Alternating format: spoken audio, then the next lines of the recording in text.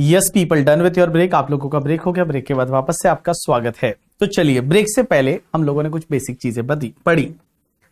अब हम ब्रेक के बाद आज बड़ा ही इंटरेस्टिंग सा पार्ट चालू करने वाले हैं। तो चलिए, आज हम पढ़ने वाले हैं आपके एग्जाम के लिए टैक्स रेट्स कौन सी एप्लीकेबल है। Tax rate for assessment year 25-26 या जिसको हम बोल सकते हैं previous year 24-25।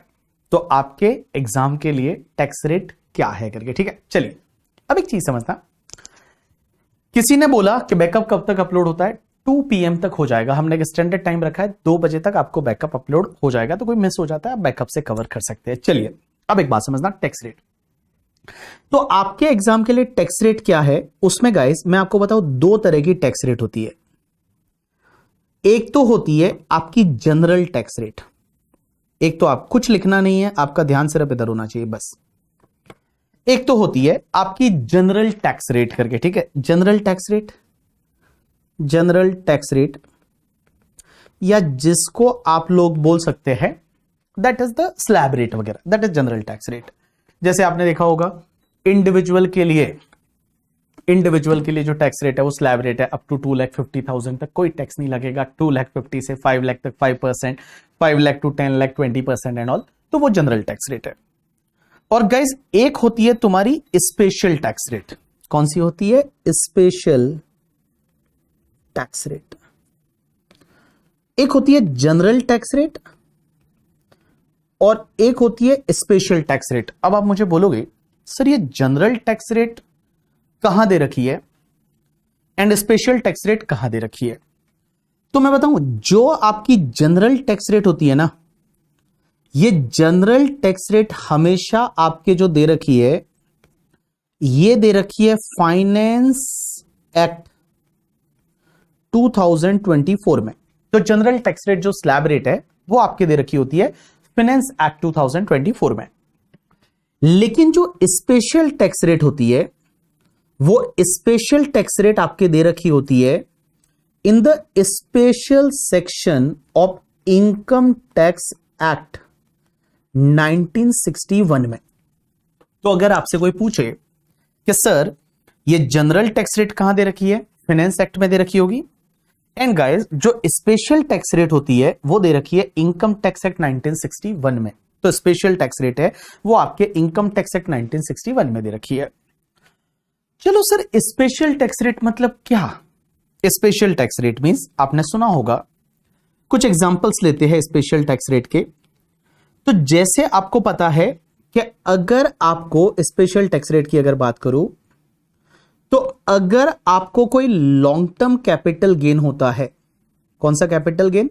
Long term capital gain under section 112 वाला। 112 मींस जो normal long term capital gain होता है।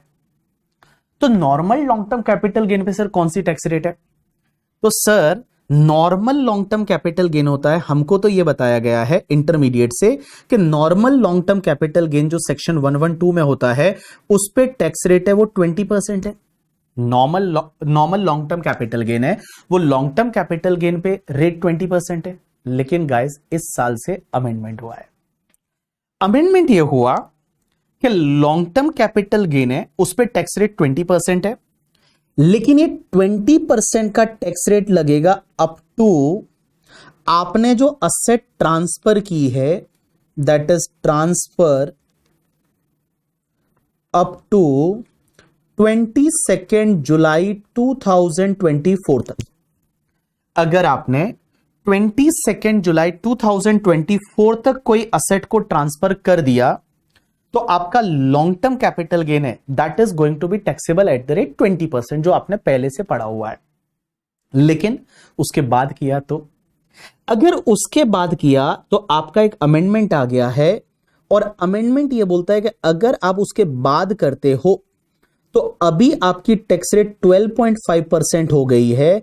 अगर आपका ट्रांसफर होता है असेट का विथ इफेक्ट फ्रॉम 23 जुलाई 2024, तो 23 जुलाई 2024 के बाद आपकी टैक्स रेट है वो 12.5% हो गई है। पहले जो है वो 20% थी और अब आपकी 12.5% हो गई है। अब आपका डाउट ये रहेगा कि सर पूरे साल के कैपिटल गेन पे ना बाबा ना। देखो, अगर आपकी असेट ट्रांसफर होती है वो 22 जुलाई 2024 तक होती है तो आपका 20% का टैक्स रेट। एंड गाइस, आपका अगर यहां 23 जुलाई 2024 या उसके बाद होता है तो आपकी टैक्स रेट 12.5% होगी, लेकिन इंडेक्सेशन का बेनिफिट नहीं मिलेगा। वो मैं आपको कैपिटल गेन में बता दूंगा, वो मैं आपको कैपिटल गेन में बता दूंगा। अब आप मुझे बोलोगे कि सर ये डेट 23 जुलाई क्यों ली? आपको 23 जुलाई है वो याद रखना है, क्योंकि इस बार बहुत सारे ऐसे अमेंडमेंट है जो 23 जुलाई से एप्लीकेबल हुए हैं।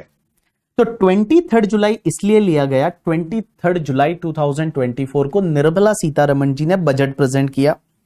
तो देखो, यहां पे जब मैं आपको बजट की बात कर रहा था तो जो तुम्हारा सेकंड वाला बजट है वो 23 जुलाई 2024 को प्रेजेंट किया। तो 23 जुलाई 2024 से काफी सारे अमेंडमेंट्स हुए हैं रेट्स में, तो आपको ये याद रखनी पड़ेगी डेट। तो 23 जुलाई 2024 या उसके बाद में अगर आपने कोई भी long term capital asset transfer किया जिस पे लॉन्ग टर्म कैपिटल गेन हुआ, तो उस पर्टिकुलर केस में आपका 12.5% टैक्स रेट रहेगा। पहले अगर आपने ट्रांसफर कर दिया था तो आपका 20% रहेगा।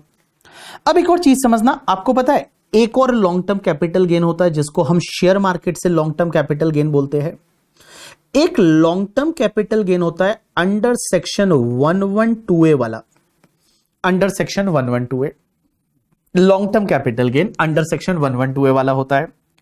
और ये long term capital gain under section 112A क्या बोलता है कि अगर आपको लॉन्ग टर्म कैपिटल गेन होता है किस पे, या तो इक्विटी शेयर्स पे, आपका इक्विटी शेयर्स पे लॉन्ग टर्म कैपिटल गेन होता है, या फिर इक्विटी ओरिएंटेड म्यूचुअल फंड की जो यूनिट्स होती है, इक्विटी ओरिएंटेड म्यूचुअल फंड की यूनिट्स, या फिर तुम्हारे कुछ बिजनेस ट्रस्ट की यूनिट। बिजनेस ट्रस्ट कल मैंने बताया था ना, वो रीट वगैरह बिजनेस ट्रस्ट की यूनिट्स। आपको पता है उस पे अगर लॉन्ग टर्म कैपिटल गेन होता था तो लॉन्ग टर्म कैपिटल गेन पे क्या टैक्स रेट थी बताओ मुझे। अगर LTCG 112A की मैं बात करूं तो LTCG 112A जो है that is long term capital gain, या तो इक्विटी शेयर्स पे जो कि लिस्टेड है क्योंकि उस पे STT पे होना चाहिए ऐसा कंडीशन था, या इक्विटी ओरिएंटेड म्यूचुअल फंड्स पे, या फिर बिजनेस ट्रस्ट की यूनिट पे। पहले यहां पे क्या था पता है, पहले यहां पे ये लिखा हुआ था कि अगर आपका लॉन्ग टर्म कैपिटल गेन हुआ अंडर सेक्शन 112A तो आपको टैक्स रेट क्या लगती थी, that is the tax rate was 10% in excess of ₹1 lakh. Miss 1 lakh के ऊपर वाला जो लॉन्ग टर्म कैपिटल गेन है वो आपका 10% की रेट से टैक्सेबल होगा, यही था। तो पहले क्या था कि 10% in excess of the 1 lakh, 1 lakh से ऊपर वाला जो है उस पे आपको 10% की रेट से टैक्स लगेगा।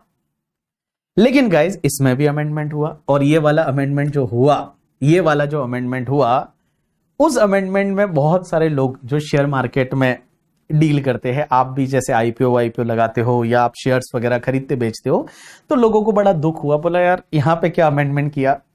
और अमेंडमेंट ये किया गया कि इन्होंने क्या किया कि चलो आपका 10% टैक्स है, तो अगर आप ये वाली असेट जो है अगर आप ये ट्रांसफर कर देते हो, ये वाली असेट अगर आप ट्रांसफर कर दिया अप टू 22 जुलाई 2024 एंड ट्रांसफर किया ऑन और आफ्टर 23 जुलाई 2024, तो अगर आपने अप टू 22 जुलाई 2024 तक ट्रांसफर कर दिया तो आपका 10% की रेट से टैक्स लगेगा। लेकिन गाइस अगर 23 जुलाई 2024 ऑनवर्ड्स अगर आपने ट्रांसफर किया तो 12.5% की रेट से टैक्स लगेगा। तो देखो, जो normal long term capital gain था ना उसमें पहले 20% की रेट से टैक्स था, अब उन्होंने 12.5% कर दिया इस डेट से, कि इस डेट के बाद ट्रांसफर करते हो तो 12.5, ये फायदा है अपने लिए। लेकिन इसमें अपने को नुकसान करा दिया। कि जो शेयर मार्केट पे equity share, equity oriented mutual fund, business trust की यूनिट, उसको बेचने से जो लॉन्ग टर्म कैपिटल गेन होता है, पहले उस पर टैक्स सिर्फ 10% से लगता था, लेकिन इस डेट के बाद में अगर आप ट्रांसफर करते हो तो 12.5% से लगेगा। अब लेकिन सर एक बात बताइए, यहां पे तो आपको पता है कि हमको एक 1 लाख का बेनिफिट और मिलता था कि 1 लाख तक टैक्स नहीं लगेगा। तो इन्होंने क्या किया, ये 1 लाख का जो बेनिफिट था, उस 1 लाख के बेनिफिट को उन्होंने बढ़ा के 1,25,000 कर दिया, जिससे कि शेयर मार्केट में ज्यादा दिक्कतें ना आए। तो इन्होंने क्या किया कि ये जो टैक्स लगेगा ना, वो इन एक्सेस ऑफ रुपीज जो पहले 1 लाख हुआ करता था, इस 1 लाख को इन्होंने हटा के और 1,25,000 रुपीज कर दिया। मींस 1,25,000 से ऊपर वाला जो लॉन्ग टर्म कैपिटल गेन होगा, that is going to be taxable at the rate 10% और 12.5%। यू गॉट माई पॉइंट और नॉट? यस। सो इसको आपका लिमिट इंक्रीज करके 125 कर दिया। अब मेरा डाउट आप लोगों से यह है कि सर एक बात बताओ, ये जो एनहांस लिमिट हुआ है 1 लाख से 125, ये पहले वाले कैपिटल गेन पे भी लगेगा 125, या सिर्फ बाद वाले कैपिटल गेन पे ही लगेगा? मैं जो बोलने जा रहा हूं समझो, मैं जो बोल रहा हूं आप समझ रहे हो मैं क्या बोल रहा हूं?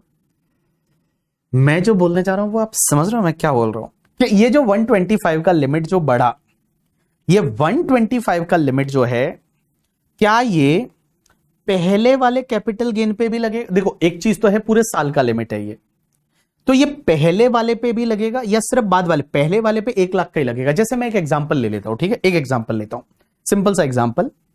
मान लो एक बंदा है जिसका नाम है मिस्टर बीवी, मेरे को एक एलटीसीजी हुआ अंडर सेक्शन 112A वाला, और वो हुआ था 19 जुलाई 2024 को, इस डेट को 19 जुलाई 2024 को हुआ, और वो जो एलटीसीजी है ना, वो 5 लाख का हुआ, बस। उसके बाद और कुछ भी मेरे को कैपिटल गेन इस साल में नहीं हुआ। मेरा क्वेश्चन आप लोगों से ये है, बड़ा सिंपल सा क्वेश्चन है, समझने की कोशिश करना। एक बंदा है जिसका नाम है बीबी, मुझे एलटीसीजी 112A हुआ, इस डेट को मैंने ट्रांसफर किया था 19 जुलाई 2024 बिफोर बजट, तो पुराना रेट लगना चाहिए। मुझे एक बात बताओ, इसमें मेरे को लॉन्ग टर्म कैपिटल गेन पे रेट क्या लगेगा? लॉन्ग टर्म कैपिटल गेन पे रेट क्या लगेगा? 10% का लगेगा या 12.5% का लगेगा? एंड लिमिट क्या लगेगी? और मेरे को इस साल और कोई कैपिटल गेन नहीं है, लिमिट 1 लाख की लगेगी या फिर 1.25 लाख की लगेगी? हाँ, रेट क्या लगेगा एंड लिमिट क्या लगेगी? लिमिट है वो रेट 10% लगेगा, लिमिट 1 लाख लगेगी या 1.25 लाख? बताइए मुझे, मेरा जो डाउट है वो ये है।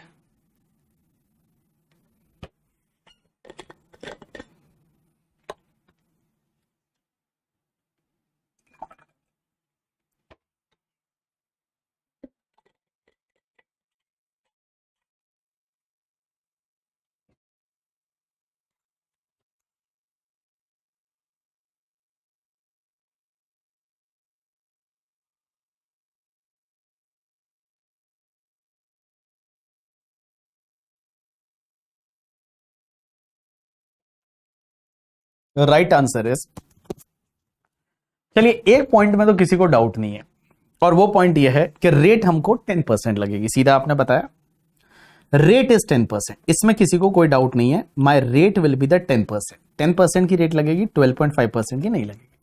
दूसरा क्वेश्चन ये है, लिमिट 1 लाख की या 1,25,000 की? ये डाउट आपको आया होगा ना कि लिमिट 1 लाख की या 1,25,000 की, क्योंकि चेंजेस हुआ है वो 23 जुलाई से हुआ है, हमारा कैपिटल गेन पहले हो गया था। तो लिमिट इस पे 1 लाख की लगेगी या 1,25,000? राइट आंसर इज, यहां पे जो लिमिट है वो आपको 1,25,000 की मिलेगी। रेट 10% लगेगा। लिमिट पूरे साल के लिए चेंज की है, लिमिट पूरे साल के लिए चेंज की है 1,25,000, but rate amendment is applicable from the 23 जुलाई 2024। तो लिमिट आपको 1,25,000 मिलेगी। एंड गाइज रेट जो है वो पहले कैपिटल गेन हुआ 22 जुलाई 2024 तक, उस पे 10% और उसके बाद में हुआ उस पे 12.5% है, वो आपका लग जाएगा। यू गॉट माई पॉइंट और नॉट? यस सर, ऐसा कहां दे रखा है? तो भैया आपको बेरेक्ट की मैंने बुक दी है इस बार। देखो आपके पास ये बुक आएगी अभी जो रेगुलर बैच वाले हैं। दिस इज द कॉम्पैक्ट 3.0 करके है, ये मेरे पास आ गई है, आपके पास भी 2-4 दिन में पहुंच जाएगी करके, ठीक है। उसके बाद दिस इज द कंपाइलर, ये कंपाइलर रहेगा, और उसके साथ में एक आपकी ये बेरेक्ट वाली जो प्रोविजन है वो बुक रहेगी, जिसमें बेरेक्ट का मतलब रॉ फॉर्म में लॉ दे रखा है। बट ऐसे क्यों, ऐसे क्यों? चलो ना इंटरप्रेट करेंगे। आपने तो रेगुलर बैच लिया है, तो रेगुलर बैच लिया है तो इंटरप्रेट तो करना पड़ेगा कि देखो लॉ में क्या लिखा हुआ है। तो चलिए अपन एक काम करते हैं, लॉ में चलते हैं और कैपिटल गेन में ये सेक्शन डाली गई है, मतलब अमेंडमेंट की गई है ये सेक्शन। और चलिए कैपिटल गेन में इन्होंने कैसे अमेंडमेंट किया है मैं आपको बता देता हूं। इधर देखिए सब लोग, अभी आपको मैं सेटिस्फाइड करता हूं कि वाई 1,25,000 फॉर होल ईयर। देखो दिस इज द अमेंडमेंट।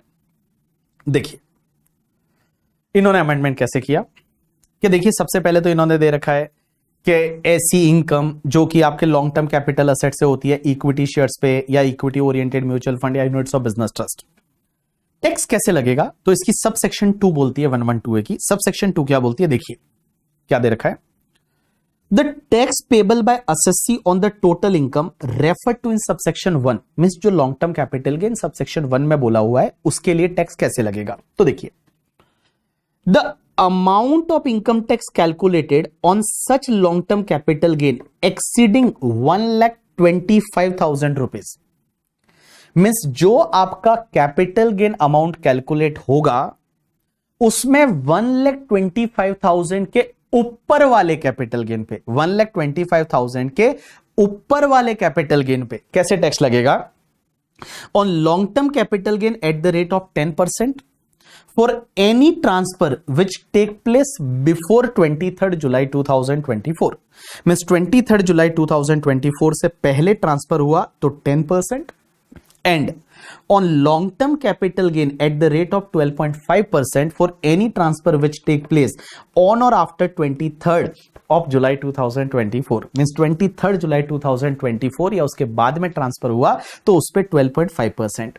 लेकिन देखो यहां पे जो इस वाले क्लॉज में चेंज हुआ है, सेक्शन 112A का सबसेक्शन 2 का क्लॉज नंबर 1, उसमें लिखा क्या है? इन्होंने वर्ड क्या लिखा है? The amount of income tax calculated on such long term capital gain exceeding 1,25,000। तो यहां पे इन्होंने 1,25,000 यहीं पे चेंज कर दिया जहां पहले यहां 1 लाख हुआ करता था। तो इसको इन्होंने 1,25,000 कर दिया और ये दोनों पे एप्लीकेबल होगा। इसको इन्होंने प्रोवाइजो के फॉर्म में और क्लियरिफाई और किया है।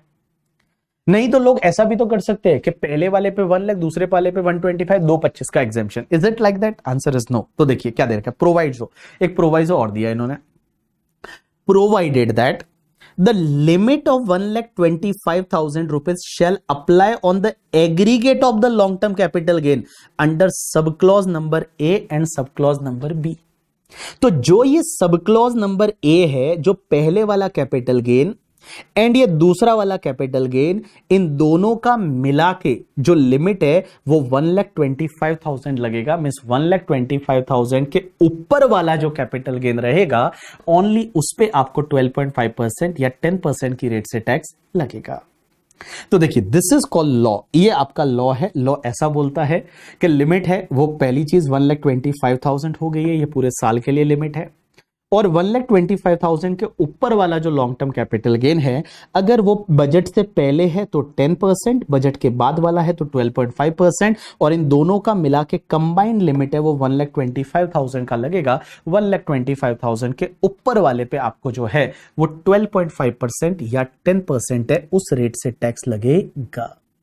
सर इफ आफ्टर 23 जुलाई 2024 भी है तो बाइफरकेशन कैसे होगा? अरे क्यों नहीं होगा, बड़ा सिंपल है ना। आप अपने कॉन्ट्रैक्ट नोट में देखोगे कौन सी डेट को ट्रांसफर हुआ है, तो जो पहले ट्रांसफर हुआ है वो पहले ले लो, बाद में ट्रांसफर हुआ है उस पर बाद में ले लो करके, ठीक है। तो कैसे, उसमें आप समझा नहीं। Sir, it is applicable from assessment year 25-26 only, right? If we are yet to file. No, assessment year 25-26. Anisha, it is like applicable from the 23rd July 2024. So obviously it is applicable for next assessment year. चलिए,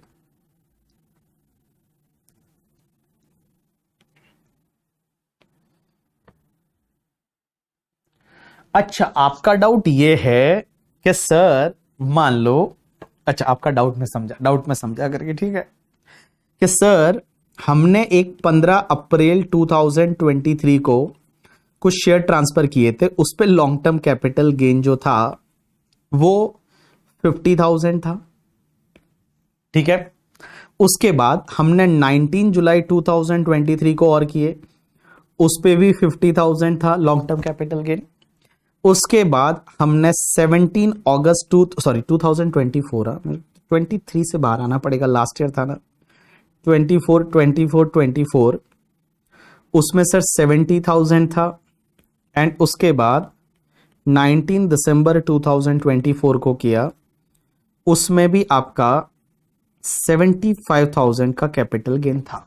अब doubt ये है कि sir एक बात बताओ, 125 का limit किसके सामने यूज करें? बिकॉज हमारा जो लॉन्ग टर्म कैपिटल गेन है, वो लॉन्ग टर्म कैपिटल गेन कितना हुआ, लॉन्ग टर्म कैपिटल गेन कितना हुआ, तो 50,000 plus 50,000 plus 70,000 plus 75,000, it's comes to 2,45,000। हाँ भाई, 2,45,000। तो 2,45,000 का कैपिटल गेन हुआ शेयर मार्केट पे। तो सर हम जो लिमिट है 125 की, वो किसके सामने यूज करें? अगर हम इसके सामने यूज कर, क्योंकि यहां पहले जो, इससे पहले मैं यहां पे एक थीन लाइन ड्रॉ कर रहा हूं, ये वाली डेट, कि चलो सर इससे पहले जो ट्रांसफर हुआ इस पे टैक्स रेट जो है वो 10% थी, और इसके बाद वाले पे टैक्स रेट 12.5% है। तो भाई साहब आप मुझे एक बात बताओ, हम किसके सामने इसको यूटिलाइज करें? तो देखो, अभी तक इसको लेके कोई क्लैरिटी नहीं है कि आपको फीफो मेथड फॉलो करना है या लीफो मेथड फॉलो करना है। तो मेरे पास चॉइस है। जब भैया क्लैरिटी नहीं है तो मेरे पास चॉइस है ना। तो मेरे पास अगर मान लो, देखो अगर उन्होंने बोला कि फीफो मेथड फॉलो करना है, तो फीफो मेथड फॉलो करना होता तो मेरे को ऑब्वियसली पहले 50,000 इसके सामने एडजस्ट करो, फिर 50,000 इसके सामने एडजस्ट करो, फिर जो है वो रिमेनिंग वाला 25,000 इसके सामने एडजस्ट करो। बट ऐसा अभी तक कहीं पे कुछ बोला नहीं है, ऐसा कुछ बोला नहीं है। तो इस पर्टिकुलर केस में आप अपनी मर्जी है उसके सामने यूज कर लो, सीधी सी बात है। अभी तक कोई क्लैरिटी नहीं है, देयर में भी पॉसिबिलिटी रिटर्न फाइल करते टाइम अगले साल कुछ ऐसा क्लैरिटी दे दे, बट अभी तक कोई क्लैरिटी नहीं है। तो क्लैरिटी नहीं है तो उस पर्टिकुलर केस में ऐसा हो सकता है कि आप क्या करोगे कि 75,000 आप यहां से यूज कर लो। भाई 75,000 आपने यहां से यूज कर लिया, तो 1,25,000 माइनस 75,000, आपके पास में 125 माइनस 75, तो आपके पास 50 बचा। 50 आप यहां से यूज कर लो, तो 50 आप यहां से यूज कर लिया, तो आपका 1,25,000 पे टैक्स नहीं लगा और उसके रिमेनिंग वाले पे टैक्स लगेगा। तो एक बात समझिए, ये जो 50,000 है now it will be taxable at the rate 10%। ये जो 50,000 है it is going to be taxable at the rate 10%। And guys this 25,000 जो बचेगा यहाँ पे, this 25,000 is going to be taxable at the rate 12.5%। आप ऐसा कर सकते हैं। कोई भी कहीं पे भी अभी तक इसको लेके कोई ऐसी क्लैरिटी या ऐसा कहीं बोला नहीं है कि आपको यहाँ पे लीफो या फीफो मेथड वगैरह फॉलो करना है। तो 25,000 मल्टीप्लाई बाय 12.5%, इट्स 3,125। तो आपका जो टैक्स आएगा 5,000 5,000 10,000 10,000 प्लस 13,125 रुपया है, इतना आपका टैक्स आ जाएगा। ठीक है, सो दिस इज द 112 वे। तो देखिए हम पढ़ रहे कुछ स्पेशल रेट। स्पेशल रेट्स में क्या क्या पढ़ रहे हैं? सबसे पहला आपका long term capital gain normal वाला, बजट से पहले ट्रांसफर कर दिया तो 20%, उसके बाद ट्रांसफर किया तो 12.5%। एलटीसीजी 112 है शेयर मार्केट वाला, और equity share equity oriented mutual fund business trust की यूनिट जिसपे एसटीटी पे होना चाहिए। पहले रेट 10% थी बजट से पहले, बजट के बाद 12.5% हो गई करके, ठीक है। और लिमिट आपकी बढ़ा के 1,25,000 कर दी, and this limit is applicable for whole year. ये पूरे ईयर के लिए लिमिट लग जाएगी। 25 की जगह 20,000, अच्छा, ओ सॉरी, दिस शुड बी 20,000। या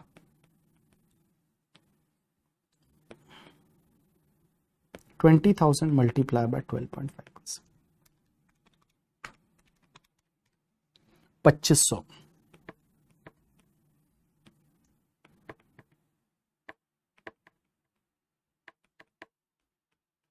टैक्स है वो 12,500 आएगा। चलिए चलिए चलिए, हाँ हाँ, तो गलती मैंने जानबूझ के करता हूं बहुत बार गलती, मेरे को लगा तुम बता दोगे मुझे, ठीक है, बट तुम नहीं बताओगे तो फिर कैसे होगा। गलती जानबूझ के मैं बहुत बार करता हूं, ठीक है, जानबूझ के गलती करता हूं, या ये सोचता तुम बता दोगे बट तुम बताते ही नहीं हो। चलिए कोई बात नहीं। Okay, this is applicable for assessment 25-26। Radhika yes yes yes. मंत्री हर्ष यस।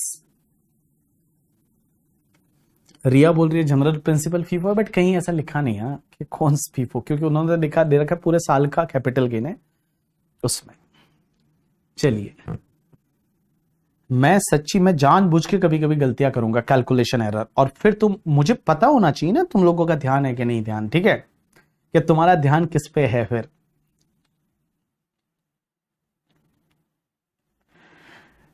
अरे रुक जाओ एक बार, ये 2 अलग अलग डीमेट से हुआ तो क्या होगा, मेरे पास 4 डीमेट है तो क्या होगा, सब आएगा। तुम रुक जाओ, मेरी बात सुनो भाई, अभी चालू कर रहे हैं, अभी टैक्स रेट पढ़ रहे हैं, कैपिटल गेन नहीं पढ़ा है, और टैक्स रेट में मुझे जरूरत पड़ेगी इन रेट्स की, इसलिए मैं यहां पे बता रहा हूं। चलिए, उसके बाद आपको पता है एक सेक्शन हुआ करती है जिसका नाम है section number short term capital gain under section 111A।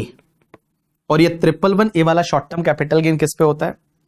तो 111A वाला शॉर्ट टर्म कैपिटल गेन होता है या तो इक्विटी शेयर्स पे, या इक्विटी ओरिएंटेड म्यूचुअल फंड पे, या फिर बिजनेस ट्रस्ट की यूनिट्स पे।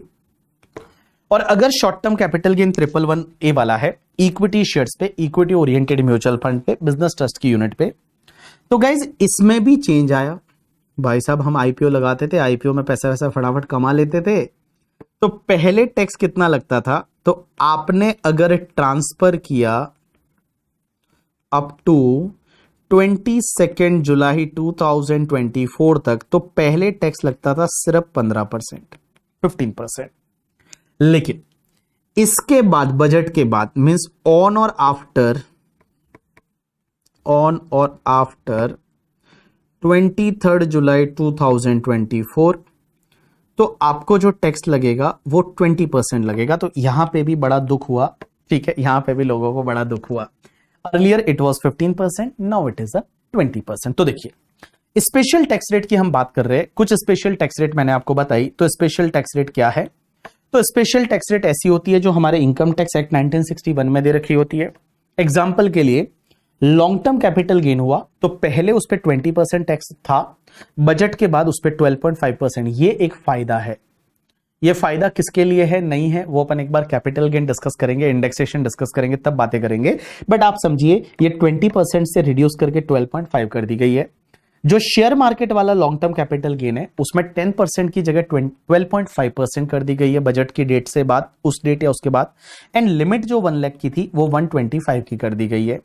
उसके बाद में जो short term capital gain share market से होता है, वो शॉर्ट टर्म कैपिटल गेन जो है, वो शॉर्ट टर्म कैपिटल गेन है, उस पे पहले 15% की रेट थी, अब उस पे 20% की रेट हो गई है 23 जुलाई 2024, या उसके बाद में अगर आप ट्रांसफर करोगे तो उस पर्टिकुलर केस में 20%। अब एक बात समझना, ये तो कुछ स्पेशल टैक्स रेट हो गई, लेकिन आपने ये भी सुना होगा जैसे विनिंग की इनकम होती है उस पर 30% टैक्स लगता है। तो जो विनिंग की इनकम होती है, विनिंग्स की इनकम होती है, उस पे आपका 30% टैक्स लगता है। ये एक स्पेशल टैक्स रेट है। ऐसे ही आपने सुना होगा कि एक सेक्शन 115BAA है, आपने ऑफिस में देखा होगा कि कंपनीज अगर चाहे तो 22% टैक्स पे कर सकती है। या फिर कंपनीज है एक 115BAB भी होती है जिसमें कंपनी चाहे तो 15% टैक्स पे कर सकती है कुछ स्पेसिफिक कंडीशंस के साथ। इंडिविजुअल के टैक्स केस में भी आपको पता है कि स्पेशल टैक्स रेट है 115BAC करके आया है, उसमें अमेंडमेंट हुआ है।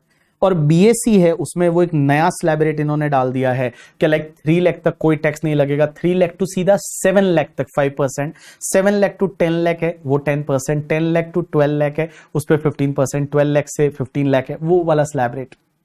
तो दिस इज द 115BAC। तो ये सब जो मैं डिस्कस कर रहा हूं ना आपके साथ में, ये सब स्पेशल टैक्स रेट है। और स्पेशल टैक्स रेट कहां दे रखी है? इनकम टैक्स एक्ट 1961 में दे रखी है। लेकिन गाइस आज अपन स्पेशल टैक्स रेट से पहले आज हम जनरल टैक्स रेट पढ़ेंगे। तो स्पेशल टैक्स रेट को थोड़ी देर के लिए गोली मारो। अब अपन बात करते हैं जनरल टैक्स रेट की कि आपके एग्जाम के लिए जनरल टैक्स रेट क्या क्या है। अब एक बात समझना, जनरल टैक्स रेट है वो आपके लिए क्या है? जो जनरल टैक्स रेट्स के केस में एक चीज ध्यान रखना, जनरल टैक्स रेट्स के केस में क्या होता है कि जनरल टैक्स रेट बोलते किसको है?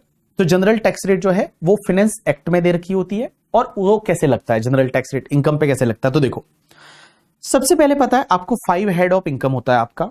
सबसे पहला आपका इनकम फ्रॉम सैलरी, जो आपका डिफिकल्ट वाला टॉपिक था, सीए इंटरमीडिएट में सैलरी बहुत सारी लिमिट्स एंड ऑल। दूसरा इनकम फ्रॉम हाउस प्रॉपर्टी। तीसरा आपका बिजनेस एंड प्रोफेशन। चौथा income from capital gain, income from other sources. ये जो 5 हेड की इनकम होती है, इस इनकम को हम बोलते हैं ग्रॉस टोटल इनकम।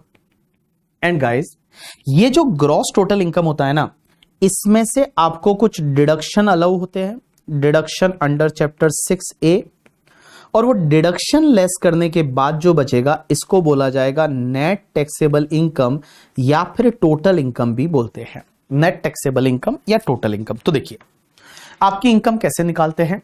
तो इनकम निकालने के लिए पहले आपके पास में 5 हेड है, salary, house property, PGBP, capital gain, other sources, GTI, minus deduction, NTI. ये एनटीआई जो होती है ना, नेट टैक्सेबल इनकम या टोटल इनकम, इस पे टैक्स लगाते हैं, पहली चीज ध्यान रखना, ये जो आपकी टोटल इनकम होती है, it has to be rounded off in the nearest rupees of the 10। Nearest rupees of 10 में आपको राउंडेड ऑफ करना पड़ेगा। अब आप बोलोगे राउंडेड ऑफ कैसे करेंगे? तो जैसे मेरी इनकम 5,60,512 है, तो मुझे मेरी इनकम कितनी लेनी पड़ेगी पता है टैक्स निकालने के लिए? 5,60,510 means nearest rupees of the 10 1 2 3 4 है, तो आप लोअर 10 में आ जाइए। एंड अगर 5 6 7 8 9 है तो आप अपर 10 में चले जाइए। तो नियरेस्ट रुपीज ऑफ द 10 में आपको राउंडेड ऑफ करना है। अगर मान लो मेरा इनकम 5,60,515 है, तो आपको क्या करना पड़ेगा? 5,60,520 लेना है। नियरेस्ट रुपीज ऑफ द 10 5 है, तो आप ऊपर वाले 10 में जाइए। 1 2 3 4 है, तो आप लोअर वाले 10 में आइए। अब एक बात समझना, अगर मान लो 5,60,519 है, तो आपको क्या करना पड़ेगा? 560,520 है, ये आपको अपनी इनकम लेनी पड़ेगी। तो आपकी इनकम है वो नियरेस्ट रुपीज ऑफ द 10 में आपको राउंडेड ऑफ करना है करके, ठीक है। तो सेक्शन हुआ करती है 288A करके, और 288A में ऐसा बोला हुआ है कि आपको जो है वो आपको राउंडेड ऑफ करना पड़ेगा। ये सेक्शन हुआ करती है 288A करके, उसमें ऐसा बोल रखा है। चलिए अब एक और चीज समझना। सर आप बोल रहे हो जनरल टैक्स रेट, तो जनरल टैक्स रेट होता क्या है? तो जनरल टैक्स रेट की बात करते हैं। बड़ी जनरल टैक्स रेट में कोई चेंज नहीं किया इन्होंने, there is no change in the general tax rate. General tax rate में ये लोग बोलते हैं कि अगर कोई भी इंडिविजुअल है, एचयूएफ है, एओपी है, बीओआई है, या आर्टिफिशियल जुरिडिकल पर्सन है, 5 लोग। कौन कौन? Individual, HUF, AOP, BOI, artificial juridical person. इनके केस में जनरल टैक्स रेट क्या है? तो ये लोग बोलते हैं कि अगर इनका इनकम, टोटल इनकम जो है वो अप टू 2,50,000 है, तो उस पर कोई टैक्स नहीं लगेगा। डैश पे डैश, बोर्ड पे ध्यान दो, चुपचाप बैठे रहो, बोर्ड पे ध्यान दो, देखते जाओ। टोटल इनकम अप टू 2,50,000 है, there is no tax at all, there is no tax. 2,50,000 है, कोई भी टैक्स नहीं आएगा। अब एक बात समझना, आपकी टोटल इनकम है वो 2,50,000 से ज्यादा है एंड अप टू 5 लाख है, तो उस पे आपको 5% की रेट से टैक्स आएगा। जो भी आपकी इनकम 5 लाख से ज्यादा है एंड अप टू 10 लाख है, तो गाइस आपको 20% की रेट से टैक्स आएगा। एंड 10 लाख से ज्यादा है तो आपको 30% की रेट से टैक्स आएगा। तो देखो मैंने क्या बोला, आपकी जो टोटल इनकम है वो अप टू 2,50,000 है, there is no tax at all. इस 2,50,000 जो होता है ना, इसको हम लोग बहुत बार बेसिक एग्जाम्शन बोलेंगे। क्या बोलेंगे? Basic exemption. लेकिन एक और चीज बता दूं, लॉ में बेसिक एग्जाम्शन को बेसिक एग्जाम्शन वर्ड नहीं बोला जाता। लॉ में इसके लिए जो एक वर्ड यूज होता है ना, दैट इज MANCT। आप बोलोगे MANCT ये क्या है? MANCT का मतलब होता है maximum amount which is not chargeable to tax. तो देखो लॉ में क्या लिखा होता है, लॉ में जो है वह कहीं पे भी बेसिक एग्जाम्शन वर्ड यूज नहीं होता। लॉ में इसके लिए वर्ड यूज होता है that is maximum amount which is not chargeable to tax. Maximum amount which is not chargeable to tax. तो मैक्सिमम अमाउंट कितना है जो कि नॉट चार्जेबल टू टैक्स है, जिसको आप लोग बेसिक एग्जाम्शन भी बोल सकते हैं। तो 2,50,000 इज बेसिक एग्जाम्शन। और 2,50,000 से 5 lakh 5%, 5 lakh to 10 lakh 20%, more than 10 lakh 30%। कोई चेंज नहीं है, ये स्लैब रेट जैसे पहले था वैसे का वैसा है। Up to 2,50,000 basic exemption, 250 to 5 lakh 5%, 5 lakh to 10 lakh 20%, more than 10 lakh 30%। ये तो बात हो गई individual HUF, AOP, BOI, artificial juridical person की।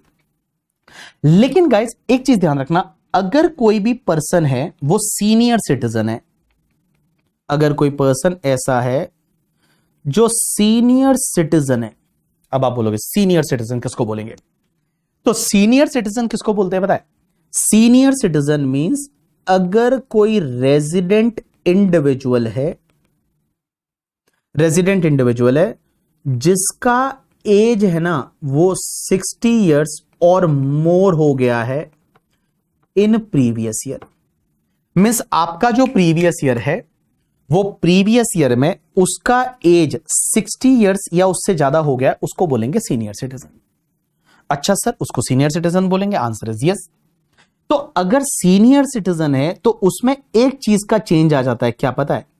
सीनियर सिटीजन के केस में आपका जो बेसिक एग्जाम्शन है ना, वो बेसिक एग्जाम्शन 2,50,000 की जगह आपका 3 लाख हो जाता है। और 3 लाख पे कोई भी टैक्स नहीं लगता। एंड गाइस जो भी 3 लाख से लेके और 5 लाख है उस पे 5%, 5 lakh to 10 lakh 20%, more than 10 lakh 30%। तो देखो सबसे पहले इधर देखना बेटा, नॉर्मल हमने क्या पढ़ा? टैक्स रेट पढ़ रहे, general tax rate, individual HUF, AOP, BOI, artificial juridical person. 2,50,000 तक कोई टैक्स नहीं, 250 to 5 lakh 5%, 5 lakh to 10 lakh 20%, more than 10 lakh 30%। दूसरा, अगर कोई सीनियर सिटीजन है, सीनियर सिटीजन के केस में सीनियर सिटीजन बोलते किसको है पहले तो मैं बता दूं, सीनियर सिटीजन का मतलब ऐसा कोई भी रेजिडेंट इंडिविजुअल है जिसका एज 60 इयर्स या मोर हो जाता है आपके वाले प्रीवियस ईयर में। तो आपका वाला प्रीवियस ईयर कौन सा है? तो मैं बता दूं, आपका प्रीवियस ईयर है प्रीवियस ईयर 24-25। तो इस प्रीवियस ईयर में अगर कोई सीनियर सिटीजन हो जाता है तो उसको हम बोलेंगे, कोई ऐसा पर्सन जो 60 इयर्स या उससे ज्यादा हो जाता है इस पर्टिकुलर प्रीवियस ईयर 24-25 में, तो वो सीनियर सिटीजन है। अब आप मुझे बोलोगे हमारा previous year 24-25, answer is yes. इसका मतलब आपका 1 अप्रैल 2024 से 31 मार्च 2025 इस डेट तक अगर कोई पर्सन है जिसकी एज 60 इयर्स हो जाती है वो तुम्हारा सीनियर सिटीजन है। अब एक बात समझना, बड़ा इंटरेस्टिंग सा पॉइंट है। एक बंदा है जिसका नाम है मान लो मिस्टर काका। एक बंदा है जिसका नाम है मिस्टर काका। मिस्टर काका, ये जो काका है ये अपना 60th बर्थडे सेलिब्रेट कर रहा है। 60th बर्थडे सेलिब्रेट कर रहा है 1 अप्रैल 2025 को, मीन्स 60वां जन्मदिन मना रहा है 1 अप्रैल 2025 को। तो 60th बर्थडे 1 अप्रैल 2025 को 60th बर्थडे मना रहा है, मीन्स इस दिन केक काट रहे हैं उसके लिए 1 अप्रैल 2025 को।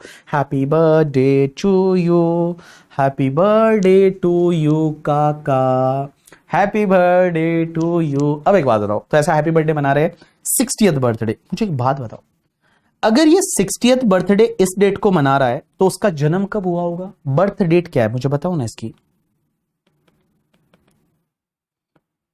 बर्थ डेट क्या रही होगी मुझे बताओ, बर्थ डेट क्या रही होगी? हैप्पी बर्थडे टू यू, बताओ बर्थ डेट क्या रही होगी?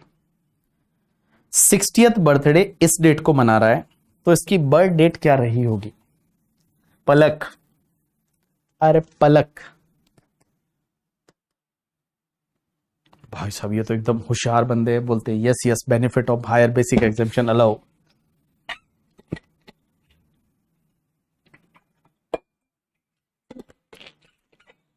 सर इंटर भी आप ही से पढ़े थे तो हमको याद है।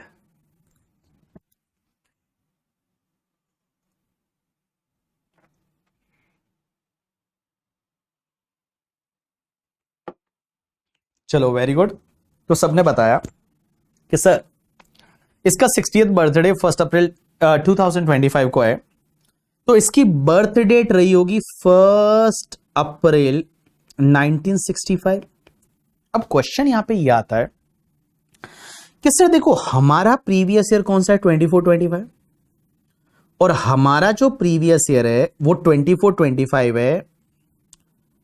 तो जो प्रीवियस ईयर 24-25 है वो 1 अप्रैल 2024 से चालू होता है, 31 मार्च 2025 तक कंप्लीट होगा। लेकिन ये अपना बर्थडे है वो तो यहां पे मना रहा है, इस डेट के बाद यहां मना रहा है। सो ऑन द 1 अप्रैल 2025 वो क्या कर रहा है? 60th बर्थडे सेलिब्रेट कर रहा है। तो इस दिन अगर वो 60th बर्थडे सेलिब्रेट कर रहा है 1 अप्रैल 2025 को, मेरा क्वेश्चन ये है कि उसका 60 ईयर का एज कब कंप्लीट माना जाएगा? क्या जिस दिन बर्थडे सेलिब्रेट कर रहा है उसी दिन माना जाएगा या फिर उसके लास्ट डे पे माना जाएगा? मींस एक बात बताओ, क्योंकि अपना लॉ क्या बोलता है कि सीनियर सिटीजन वो तभी बनेगा जब 60 इयर्स का एज आपके प्रीवियस ईयर में होना चाहिए, और आपके लिए प्रीवियस ईयर 1 अप्रैल 2024 से लेके और 31 मार्च 2025 है। एंड ये बंदा अपना जो 60th बर्थडे सेलिब्रेट कर रहा है वो 1 अप्रैल 2025 को कर रहा है। तो मुझे एक बात बताओ, इसका 60 इयर्स ऑफ एज कब कंप्लीट माना जाएगा? जिस दिन बर्थडे सेलिब्रेट कर रहे हो उसी दिन या उसके पिछले दिन? अगर देखो इसी दिन आप 60 इयर्स मानोगे तो भैया इस साल में आप 60 इयर्स के नहीं हुए, आपको बेसिक एग्जामिशन है वो 2,50,000 का मिलेगा। लेकिन अगर आप ये बोलते हो कि नहीं नहीं हम तो लास्ट डेट को मान लेंगे कि उसका 60 इयर्स ऑफ एज कंप्लीट हो गया, तो उस पर्टिकुलर केस में इस साल में करंट ईयर में मिस्टर काका को हायर बेसिक एग्जामिशन का बेनिफिट मिल जाएगा।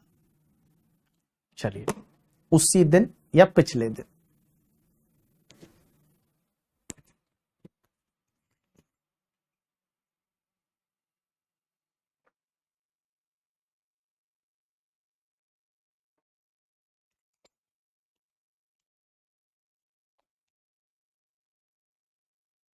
जल्दी जल्दी भाई साहब। चलिए राइट आंसर इज, मैं आपको बताऊं ये वाला है ना केस सुप्रीम कोर्ट तक गया था, ये वाला केस है वो सुप्रीम कोर्ट तक चला गया और सुप्रीम कोर्ट ने एक डिसीजन दिया। सुप्रीम कोर्ट बोलती है कभी भी ईयर कैलकुलेट कैसे होता है, जैसे मान लो किसी भी ईयर में आप 15 जुलाई 2024 से चालू होगा और अगर 1 ईयर का टाइम कैलकुलेट करना है तो 1 ईयर कंप्लीट 15 जुलाई 2025 को नहीं होगा, आपका 14 जुलाई 25 को आपका 1 ईयर कंप्लीट हो जाएगा। तो कभी भी आप अगर 1 ईयर का टाइम देखते हो तो 1 ईयर कब कंप्लीट होता है? जिस डेट से स्टार्ट होता है उसके अगले साल की सेम डेट से पिछले वाली डेट पे वो टाइम पीरियड कंप्लीट हो जाता है। तो यहां पे इन्होंने ये बोला कि अगर मान लो ये बंदे का बर्थ डेट 1 अप्रैल 1965 है तो इसका जो 60 इयर्स का एज है ना वो 31 मार्च 2025 को कंप्लीट हो गया। मीन्स 31 मार्च 2025 को उसका जो एज है वो कंप्लीट हो गया, और जब 31 मार्च 2025 को कंप्लीट हुआ तो इसका मतलब ये बंदा इस साल में हायर बेसिक एग्जामिशन का बेनिफिट ले सकता है। इस साल में ये बंदा हायर बेसिक एग्जामिशन का बेनिफिट ले सकता है। तो ध्यान रखना, अगर एग्जामिनर ऐसा कभी दे दे कि कोई बंदा ऐसा है जिसका 60 इयर्स ऑफ एज कंप्लीट हो रहा है 1 अप्रैल 2025 को, तो भी आप ये मानोगे that 60 years of age complete हो गया ऑन द 31 मार्च 2025, उसके पिछले दिन, and he can claim the higher basic exemption. Higher basic exemption है या MANCT का बेनिफिट ले सकता है। यू गॉट माई पॉइंट और not? Yes, maximum amount which is not chargeable to tax. इसका मतलब इसको 3 लाख का बेसिक एग्जामिशन का बेनिफिट मिल सकता है। अब एक और चीज समझना, सीनियर सिटीजन जहां लिखा है ना, वहां पे वर्ड यूज किया है रेजिडेंट इंडिविजुअल। तो गाइज एक चीज यहां ध्यान रखना, सिर्फ रेजिडेंट इंडिविजुअल होता है ना, वो ही सीनियर सिटीजन हो सकता है, और कोई सीनियर सिटीजन नहीं हो सकता।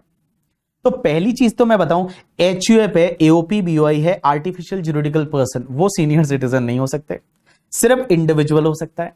और एक और चीज समझना, उसमें यहां लिखा हुआ है resident individual, resident individual, resident individual. सिर्फ रेजिडेंट इंडिविजुअल है ना, वो ही तुम्हारा सीनियर सिटीजन हो सकता है। अगर कोई नॉन रेजिडेंट है वो तुम्हारा सीनियर सिटीजन नहीं होगा।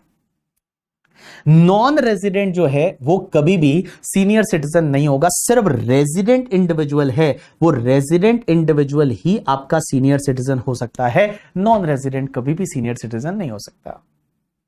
तो एग्जामिनर आपको दे सकते हैं कैसे, कि जैसे मान लो एक बंदा है जिसका नाम है mister Sam, and mister Sam non resident है, एंड गाइस उसकी जो एज है वो 72 ईयर्स है।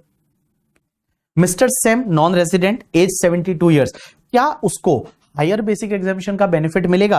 क्या उसको बेसिक एग्जामिशन 2,50,000 वाली मिलेगी या 3 लाख वाली मिलेगी? राइट आंसर इज 2,50,000 वाली मिलेगी, 3 लाख वाली नहीं मिलेगी। बिकॉज ये बंदा जो है ये सीनियर सिटीजन नहीं है। सीनियर सिटीजन का मतलब ही क्या होता है कि आपका रेजिडेंट बंदा होना चाहिए एज पर सेक्शन 6(1) के हिसाब से वगैरह। वो अगर रेजिडेंट है तो ही वो सीनियर सिटीजन है, अगर वो रेजिडेंट नहीं है तो वो सीनियर सिटीजन नहीं। तो रेजिडेंट इंडिविजुअल है वो ही तुम्हारा सीनियर सिटीजन माना जाएगा। तो रेजिडेंट इंडिविजुअल एज 60 इयर्स और more in the previous year, that is called senior citizen. You got my point और नॉट? यस, बोथ ऑर्डिनरीली हो या नॉट ऑर्डिनरीली हो उससे कोई फर्क नहीं पड़ता। अगर वो रेजिडेंट है, रेजिडेंट का मतलब वो R and OR भी हो सकता है, या फिर R but NOR भी हो सकता है, चलेगा, कोई भी हो, वो सीनियर सिटीजन माना जाएगा अगर उसका एज 60 इयर्स या उससे ज्यादा प्रीवियस ईयर में हो जाता है तो करके। ठीक है, चलिए अब एक और चीज समझना, अब एक और चीज समझना। सर अगर कोई सुपर सीनियर सिटीजन है, अब ये क्या होता है? Super senior citizen, super senior citizen, super senior citizen किसको बोलते हैं बताए? कि अगर कोई रेजिडेंट इंडिविजुअल है जिसका एज 80 इयर्स और मोर हो जाता है इन प्रीवियस ईयर, मतलब जिसका एज 80 इयर्स या उससे ज्यादा हो जाता है इन प्रीवियस ईयर, लेकिन ये भी रेजिडेंट होना चाहिए, एज 80 इयर्स और मोर इन प्रीवियस ईयर। तो गाइज इसके केस में क्या है ना, अप टू 5 लाख तक कोई भी टैक्स नहीं है। Up to 5 lakh no tax means basic exemption. उसके बाद 5 लाख से लेके and up to 10 lakh 20%, and more than 10 lakh है वो आपका 30% की रेट से टैक्स लगेगा। यहां पे 5% वाला स्लैब ही नहीं है। तो जिसका एज 80 इयर्स या उससे हो जाता ज्यादा हो जाता है इन प्रीवियस ईयर, अब इसमें भी वही फंडा लगेगा कि अगर कोई ऐसा रेजिडेंट इंडिविजुअल है जो अपना 80th बर्थडे सेलिब्रेट कर रहा है 1 अप्रैल 2025 को, 80th बर्थडे, तो भी हम ये मानेंगे कि उसने 31 मार्च 2025 को अपना 80 इयर्स ऑफ एज कंप्लीट कर दिया है, एंड उसको हायर बेसिक एग्जामिशन का बेनिफिट मिल जाएगा। तो चलिए, अपन ने अभी जनरल टैक्स रेट पढ़ा, बोलो जनरल टैक्स रेट, अरे बोलो जनरल टैक्स रेट, अरे बोलो general tax rate, general tax rate. अब एक बात समझना, जनरल टैक्स रेट क्या है? सबसे पहले individual, HUF, AOP, BOI, artificial juridical person up to 2,50,000 dash पे डैश मींस 2,50,000 तक कोई टैक्स नहीं, 250 to 5 lakh 5%, 5 lakh to 10 lakh 20%, more than 10 lakh 30%। अरे खजूर लोगों, मेरे साथ साथ बोलना है और ऐसे ही राइम में बोलना है, ठीक है? मैं जैसा बोल रहा हूं वैसा बोलना है करके, ठीक है? ऐसे ऐसे वैसे मतलब ऐसे बैठे बैठे ऐसे मम्मी बोलेगी क्या बोल रहा है ये, ठीक है? बोलना है, ठीक है? मम्मी को लगना चाहिए कि बच्चा पढ़ रहा है। घर पे बैठे हो तो बोलना तो पड़ेगा ही ना, मुझे सब सुनाई देता है। और नहा के बैठा करो करके, ठीक है? वो बंदा बैठा है ऐसे ही, मतलब क्या थोड़ा नहा के बैठने का बेटा, ठीक है? और ऐसे रजाई वजाई को छोड़ के ऐसे बारिश हो रही है बाहर मस्त मजे ले रहे हो, वैसा नहीं, ठीक है? थोड़ा नहा के बैठना है। चलो, मुझे सब दिख रहा है। आप जब बैठे हो ना, हमने ऐसा कैमरा लगा रखा है तुम्हारे लैपटॉप में, तो मुझे सब दिखता है कि तुम लोग कैसे बैठे हो, क्या कर रहे हो, ठीक है? तो अच्छे से बैठो, तैयार हो गए थोड़ा। चलिए अब अपन एक बार वापस से चालू करेंगे। इंडिविजुअल, एचयूएफ, एओपी, बीओआई, अपन पढ़ रहे general tax rate. In case of individual, HUF, AOP, BOI, artificial juridical person up to 2,50,000 there is dash पे dash 250 to 5 lakh 5%, 5 lakh to 10 lakh 20%, more than 10 lakh 30%। In case of senior citizen, senior citizen का मतलब होता है resident individual as 60 years और more in previous year up to 3 lakh dash पे dash, ठीक है? Dash पे dash 3 lakh to 5 lakh 5%, 5 lakh to 10 lakh 20%, more than 10 lakh 30%। अब एक और चीज समझना, अगर कोई सुपर सीनियर सिटीजन है, सुपर सीनियर सिटीजन का मतलब होता है अगर कोई रेजिडेंट इंडिविजुअल है जिसका एज 80 ईयर्स या उससे ज्यादा हो चुका है in previous year, up to 5 lakh there is no tax, 5 lakh to 10 lakh 20%, more than 10 lakh 30%, 5 lakh to 10 lakh 20%, more than 10 lakh 30%। अब एक चीज समझना, ये तो हो गई जनरल टैक्स रेट। लेकिन गाइस, ये जो टैक्स लगता है ना, इन टैक्स पे सरचार्ज भी लगता है। Surcharge, surcharge, surcharge. ये जो आपकी इनकम पे टैक्स लगेगा, पहले टैक्स लगने के बाद इस टैक्स पे भाई साहब क्या लगने वाला है? सरचार्ज। सरचार्ज लगने वाला है।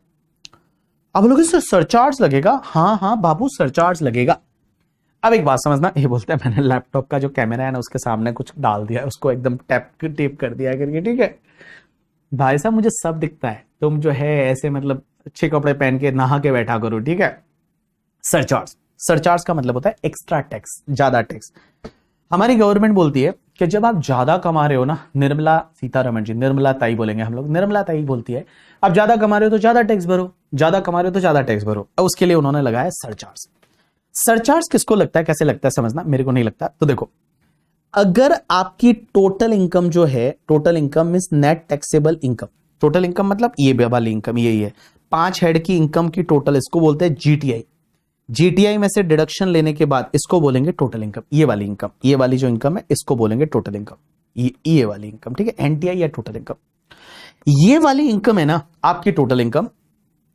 अगर आपकी टोटल इनकम 50 लाख रुपए तक ही है, means up to 50 lakh, means आप जो है वो 50 लाख रुपया कमा रहे हो साल का, बहुत है 50 लाख रुपया जिंदगी में जिंदा रहने के लिए। 50 लाख बहुत ज्यादा, लाइक इतना बहुत है। तो अगर आप 50 लाख रुपए तक ही कमा रहे हो, आपकी टोटल इनकम 50 लाख तक ही है, तो आपको there is no surcharge, means आप पे कोई सरचार्ज नहीं लगेगा। 50 लाख तक कमा रहे हो, कोई सरचार्ज नहीं। लेकिन भाई साहब आप तो ज्यादा कमा रहे हो, अगर आपकी टोटल इनकम है वो 50 लाख रुपए से ज्यादा है बट अप टू 1 करोड़ है, मींस 50 लाख से ज्यादा है लेकिन 1 करोड़ है, तो उस पर्टिकुलर केस में आपको सरचार्ज लगेगा। और सरचार्ज कितना लगेगा पता है? 10% ऑफ टैक्स, मींस जो आपका टैक्स आएगा उस टैक्स पे 10% एक्स्ट्रा टैक्स लगेगा, दैट इज कॉल्ड सरचार्ज। 10% पे एक्स्ट्रा टैक्स लगेगा, दैट इज कॉल्ड सरचार्ज। अब एक चीज समझना, अगर आपकी इनकम 1 करोड़ से ज्यादा है और अप टू 2 करोड़ रुपीस है, 1 करोड़ से ज्यादा अप टू 2 करोड़ है, तो उस केस में आपको सरचार्ज लगेगा। That surcharge will be the 15% of the tax, means जो भी टैक्स आएगा उस पे आपका 15% है वो सरचार्ज लगेगा। लेकिन आपकी इनकम, आप तो बहुत रईस हो, साल के 2 करोड़ से ज्यादा कमा रहे हो और 2 करोड़ से लेके और 5 करोड़ तक का आपका इनकम है, तो आपको जो सरचार्ज लगेगा वो लगेगा 25% ऑफ टैक्स। एंड गाइस, अगर आपकी 5 करोड़ से भी ज्यादा इनकम है, भाई साहब आप तो अल्ट्रा रईस हो करके, ठीक है, अल्ट्रा रईस हो, 5 करोड़ से ज्यादा की अगर आपकी इनकम है तो बाबू आपको सरचार्ज कितना लगेगा पता है? 37% ऑफ टैक्स। मींस जो भी आपका टैक्स आएगा उस पे 37% है वो सरचार्ज लगेगा। तो सरचार्ज मींस एक्स्ट्रा टैक्स। अब एक बात समझना आदेश, सरचार्ज का मतलब होता है एक्स्ट्रा टैक्स। एक्स्ट्रा टैक्स कैसे लगेगा? तो देखो, आपकी total income up to 50 lakh है, कोई सरचार्ज नहीं। 50 लाख से 1 करोड़ के बीच है, 10% टैक्स पे सरचार्ज पे करो। 1 करोड़ से 2 करोड़ है 15%, 2 करोड़ से 5 करोड़ है 25%, 5 करोड़ से ऊपर है 37%। सर किसी ने पूछ ही लिया, सर हमने तो ये सुना है अभी 37% नहीं लगता। बाबू लगता है, 37% अभी भी लगता है। 37% कब नहीं लगता? जब आप 115 बीएससी लेते हो।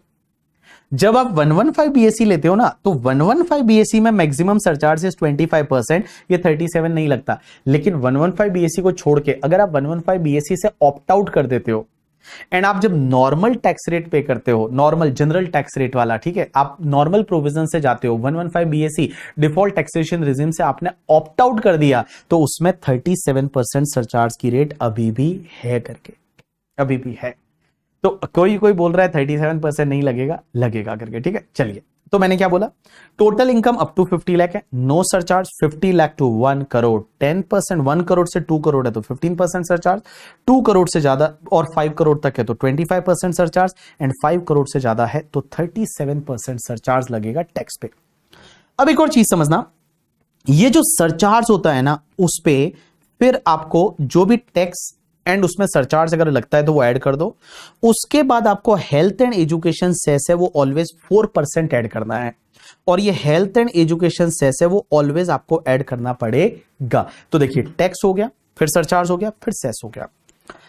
अब आपका डाउट ये रहेगा कि सर टैक्स तो था ही था भाई, 10 लाख से ऊपर जितना भी आप इनकम कमाते हो उस पर 30% आप टैक्स पे कर ही रहे हो, तो फिर ये सरचार्ज की क्या जरूरत? इन्होंने बोला अगर आप 50 लाख से ज्यादा इनकम कमा रहे हो तो आपको सरचार्ज मींस एक्स्ट्रा टैक्स और पे करना पड़ेगा। सर लेकिन निर्मला सीतारमण जी ऐसा भी तो कर सकती थी कि यहां सरचार्ज की रेट 25-37% करी, इससे ज्यादा अच्छा होता स्लैब रेट ही बढ़ा देते ना। अगर स्लैब रेट ही बढ़ा देते, अगर स्लैब रेट ही बढ़ा देते तो बेटर होता ना। स्लैब रेट बढ़ा देते तो हमको ऐसी स्लैब रेट दे देते कि चलो भाई 10 लाख तक जो है वो आपका 30%, 10 लाख से लेके 50 लाख तक 30%, फिर 50 लाख से लेके और 1 करोड़ तक आपका मान लो यहां 35%, फिर कर दो यहां 40%, ऐसा कर देते ना। लेकिन ऐसा अच्छा नहीं लगता ना। फिर आप लोग क्या बोलते हैं पता है? आप लोग क्या बोलते हैं पता है? आप लोग ये बोलते हैं अरे इंडिया में देखो टैक्स 40% लग रहा है, 42% लग रहा है, 43% लगता है। लोगों को ऐसे थोड़ा दिक्कत आता ना, तो चुपके से इन्होंने क्या किया? सरचार्ज बढ़ा दिया। चुपके से इन्होंने क्या किया? पर सरचार्ज बढ़ा दिया उन्होंने चुपके से। ये सरचार्ज पहले मैक्सिमम सरचार्ज है वो 15% ही हुआ करता था, ये 25% एंड 37% वाला सरचार्ज है, ये 2019 में हमारी निर्मला सीतारमण जी लेके आई थी। 2019 वाला जो बजट हुआ, देखो जब बजट इलेक्शन के बाद होता है आपका इसमें नुकसान ही होता है, जैसे इस बार शेयर मार्केट के कैपिटल गेन पे नुकसान हुआ एंड ऑल। तो उन्होंने उस टाइम पे ये सरचार्ज लाया था तो लोगों को ऐसे दिखे नहीं ना कि टैक्स रेट ज्यादा लग रही है। लेकिन एक और चीज समझना इसमें उत्कर्ष, एक और चीज समझना, बड़ा इंटरेस्टिंग पॉइंट यह है कि सरचार्ज का पैसा जो गवर्नमेंट कलेक्ट करती है ना, वो स्टेट्स के साथ बांटना नहीं पड़ता। जो इनकम टैक्स का पैसा है, मतलब जो ये टैक्स ले रहे हैं, जो ये स्लैब रेट से वगैरह जो टैक्स आता है, ये टैक्स के पैसे में से उनको स्टेट के साथ में बांटना पड़ता है। लेकिन सरचार्ज का पैसा है वो स्टेट्स के साथ में बांटना नहीं पड़ता। तो इसके लिए निर्मला सीतारमण जी को मजा आ जाता है, वो सीधा सेंट्रल गवर्नमेंट अपने पास रखती है। देखो इनकम टैक्स का जो पैसा आता है उसमें से कुछ पैसा लोगों को, मतलब स्टेट्स को बांटना पड़ता है। अगर महाराष्ट्र से इनकम टैक्स कलेक्ट हो रहा है तो महाराष्ट्र का कुछ शेयर होता है, महाराष्ट्र को देना पड़ता है वो टैक्स। ऐसे ही अगर तमिलनाडु से इनकम टैक्स कलेक्ट हो रहा है तो तमिलनाडु को कुछ शेयर देना पड़ता है। But guys when it's comes to the surcharge ना, सरचार्ज पूरा अपनी सेंट्रल गवर्नमेंट हड़प जाती है करके, ठीक है, किसी के साथ शेयर नहीं करना पड़ता। क्योंकि आप एक बात समझिए, इस बार का जो अभी पार्लियामेंट में आप सेशन देख रहे थे, राघव चड्ढा का जो मैं बोल रहा हूं, राघव चड्ढा ने यह भी जिक्र किया था कि ये गवर्नमेंट क्या करती है, सरचार्ज की रेट बढ़ा दी इन्होंने, और सरचार्ज के थ्रू ये पैसा लेती है जिससे कि स्टेट को शेयर ना करना पड़े, और ये सेंट्रल गवर्नमेंट के फंड में पूरा जाता है, ये स्टेट के साथ शेयर नहीं होता। नॉर्मल इनकम टैक्स है वो स्टेट के साथ शेयर होता है करके, ठीक है। अब एक और चीज समझना, यहां हेल्थ एंड एजुकेशन सेस, देखो एजुकेशन सेस होता है ना, वो सेस का देखो टैक्स का यूज कहीं भी हो सकता है। जो ये टैक्स है सरचार्ज है, इसका यूज कहीं भी हो सकता है। मीन्स उसका यूज है वो मिलिट्री में हो सकता है, रेल में हो सकता है, मीन्स किसी भी फैसिलिटी के लिए हो सकता है। बट गाइस जो सेस लिया जाता है ना, उसका यूज सिर्फ एंड सिर्फ उसी स्पेसिफिक पर्पस के लिए होगा। तो देखो अगर यहां हेल्थ एंड एजुकेशन सेस है तो इसका यूज जो है वो हेल्थ पे होगा एंड एजुकेशन पे होगा, बस। ये पैसे को गवर्नमेंट और कहीं खर्च नहीं कर सकती, सिर्फ हेल्थ पे खर्च करेगी, एजुकेशन पे खर्च करेगी। इसके अलावा हमारी गवर्नमेंट ये पैसे को और कहीं पे भी खर्च नहीं कर सकती, हेल्थ एंड एजुकेशन सेस को। बाकी जो ये क्या बोलते हैं अपना टैक्स का पैसा है, सरचार्ज का पैसा है, वो कहीं भी यूज हो सकता है। चलिए अब एक चीज समझना, एक इंटरेस्टिंग सी बात आती है यहां पे, ऑल पीपल पे अटेंशन। जब ये मैं बोल रहा हूं कि निर्मला सीतारमण जी ने बोला कि आपकी इनकम 2 करोड़ से ज्यादा है, अप टू 5 करोड़ है, तो 25% टैक्स पे सरचार्ज, मींस जो टैक्स होगा उस पे 25% एक्स्ट्रा टैक्स। अगर इनकम 5 करोड़ से ज्यादा है तो 37% एक्स्ट्रा टैक्स। अब एक चीज समझना, होता क्या है, ये जब 25% एंड 37% डाला, ये 2019 में डाला था निर्मला सीतारमण जी ने, और 2019 में जब ये 25% एंड 37% डाला ना, तो गाइस शेयर मार्केट नीचे आ गया। आप देखोगे उस टाइम पे जब ये 25% एंड 37% सरचार्ज लेके आए ना, तो इंडिया का जो शेयर मार्केट है वो वो नीचे आ गया उस टाइम। ये 2019 की बात है। जब जैसे ही 25% 37% सरचार्ज डाला तो शेयर मार्केट नीचे आ गया। शेयर मार्केट इसलिए नीचे आया क्योंकि उन्होंने बोला लोगों ने कि यार हम इंडिया में टैक्स जो भर रहे हैं वो तो भर ही रहे हैं, उसके ऊपर सरचार्ज, और वो भी 25% surcharge, 37% surcharge on the taxes, बहुत हाई है। लोगों ने इंडियन शेयर मार्केट से पैसा निकालना चालू किया, जो नॉर्मली एफआईआईज वगैरह थे, क्योंकि एफआईआईज वगैरह है ना, वो भी तुम्हारे एओपीबीवाई में आते हैं। अगर एफआईआई फॉरेन इंस्टीट्यूशनल इन्वेस्टर है, वो भी तुम्हारे एओपीबीवाई में आते हैं मान लो। तो एओपीबीवाई में जो एफआईआईज वगैरह आते हैं, अगर वो कंपनी के फॉर्म में नहीं है उधर, और वो एफआईआई अगर एओपीबीवाई में आते हैं, तो उनको भी ये हिट करेगा ये सरचार्ज, 25% 37% सरचार्ज। वैसे का वैसे जो इंडिया के हाई नेटवर्थ इंडिविजुअल जो एचएनआईज है, एचएनआईज की मैक्सिमम इनकम शेयर मार्केट से होती है, और शेयर मार्केट से इनकम होती है तो वहां पे भी ये हिट करेगा 25% 37%। और उसकी वजह से मैं बताऊं 2019 में शेयर मार्केट जब ये अमेंडमेंट आया, निर्मला सीतारमण जी ने इसके लिए ऑर्डिनेंस लाया था। ऑर्डिनेंस तब लाते जब पार्लियामेंट सेशन में नहीं होती और कुछ अमेंडमेंट करना है, तो निर्मला सीतारमण जी ने ऑर्डिनेंस लाया था 2019 में, और ऑर्डिनेंस लाके ये चेंज किया था। और उन्होंने बोला कि 25% 37% सरचार्ज, लोगों को बड़ी दिक्कत आई। लोगों ने बोला नहीं आप ये गलत कर रहे हो। निर्मला सीतारमण जी ने सुना। निर्मला सीतारमण जी बोलती है कि अगर आपका कोई भी शेयर मार्केट से लॉन्ग टर्म कैपिटल गेन होता है अंडर सेक्शन 112A वाला, अभी अपन ने देखा था कि long term capital gain 112A वाला जो होता है शेयर मार्केट से, या फिर आपका short term capital gain under section 111A जो कि शेयर मार्केट से होता है, या फिर शेयर मार्केट से आपको भाई सीधी सी बात है डिविडेंड मिलता है, यही तो इनकम हो सकती है शेयर मार्केट से। या तो लॉन्ग टर्म कैपिटल गेन होगा, या फिर आपका जो है वो क्या बोलते हैं शॉर्ट टर्म कैपिटल गेन होगा शेयर मार्केट से, या डिविडेंड मिलेगा, या फिर तुम्हारा कोई normal long term capital gain 112 वाला है, नॉर्मल 112 वाला है, जैसे प्रॉपर्टी बेचा, गोल्ड बेचा, उस पे long term capital gain and all. Guys ये जो इनकम है ये नॉर्मली स्पेशल रेट से टैक्सेबल होती है। स्पेशल रेट्स अभी अपन ने बताया था कि long term capital gain 112A है, वो या तो 10% से टैक्सेबल होगा या 12.5% से। शॉर्ट टर्म कैपिटल गेन 111 है 15% या 20%, बजट के बाद 20%। डिविडेंड है वो स्लैब रेट से टैक्सेबल होता है। एलटीसीजी है वो आपका पहले 20% से टैक्सेबल होता था, अब 12.5% से टैक्सेबल होता है। लेकिन उस पे जो टैक्स आएगा, उस टैक्स पे इन्होंने बोला कि आपका मैक्सिमम सरचार्ज 15% ही हो सकता है, उससे ज्यादा नहीं हो सकता। मैक्सिमम सरचार्ज है वो आपका 15% ही हो सकता है इन इनकम, कितनी भी इनकम हो, कितनी भी हो, आपकी कितनी भी इनकम हो, LTCG 112A, STCG 111A, dividend का इनकम, एलटीसीजी का इनकम, इस पे जो टैक्स आएगा उस टैक्स पे मैक्सिमम सरचार्ज आपका 15% ही लग सकता है, उससे ज्यादा सरचार्ज नहीं लगेगा। मींस इन सिंपल वर्ड ऐसा बोलूं कि आपको 25% एंड 37% का सरचार्ज नहीं लगेगा, यह सरचार्ज नहीं लगेगा। तो ये जो 25% एंड 37% का सरचार्ज है, ये सरचार्ज आपके इन इनकम के टैक्स पे नहीं लगेगा। LTCG 112A, STCG 111A, dividend and LTCG, इनका जो भी टैक्स आएगा उस टैक्स पे मैक्सिमम सरचार्ज 15% लग सकता है, उससे ज्यादा नहीं लगेगा। एक एग्जांपल लेते हैं, जैसे मान लो फॉर एन एग्जांपल, एक बंदा है जिसका नाम है मिस्टर बीबी।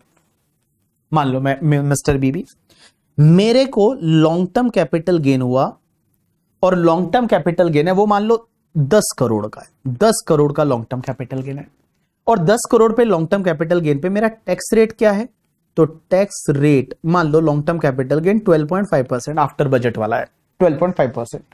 तो मेरा जो टैक्स आएगा, वो टैक्स आया 10 करोड़ मल्टीप्लाई बाय 12.5%, 1.25 करोड़।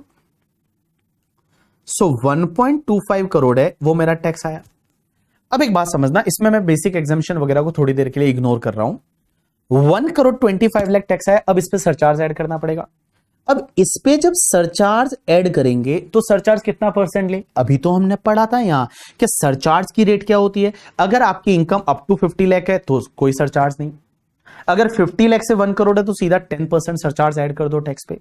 अगर 1 करोड़ से 2 करोड़ है 15% ऐड करो, वो 2 करोड़ से 5 करोड़ है 25% ऐड करो, 5 करोड़ से ज्यादा है 37% ऐड करो। तो यहां तो इनकम 10 करोड़ है ना, यहां तो आपकी इनकम 10 करोड़ है, तो उस पे तो आपका 37% सरचार्ज आना चाहिए टैक्स पे, बट ना बाबा ना।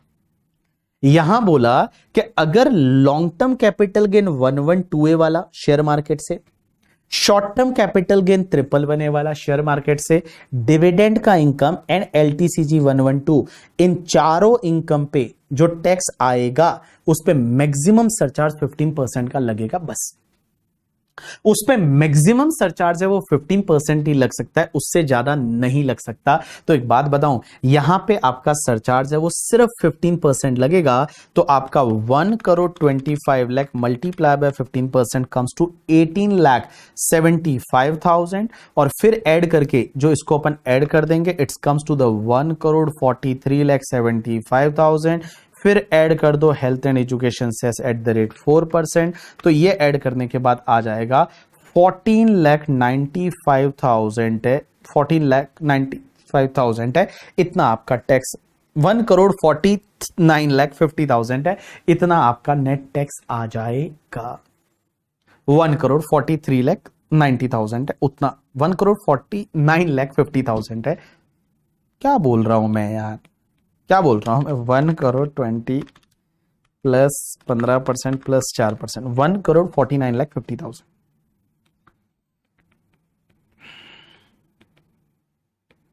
डन। चलो अब एक बात समझना, इधर देखो, इधर देखो, सब लोग इधर देखो, सब डाउट क्लियर होंगे धीरे धीरे धीरे। रुक जाओ अभी, थोड़ा रुक जाओ ना बाबू, हाँ रुक जाओ अभी, ठीक है। चलो अब इधर देखो, सब लोग इधर देखना, वेरी इंटरेस्टिंग पार्ट। अब मैं जो आपको समझाने जा रहा हूं इस पे आप ध्यान देना, ठीक है। अब जो मैं आपको समझाने जा रहा हूं इस पे आपको ध्यान देना, ठीक है। इधर देखो, मैं एक एग्जांपल ले रहा हूं, 1 मिनट के लिए आप रिलैक्स हो जाओ, क्योंकि मैं थोड़ा ड्रॉ कर रहा हूं इसलिए।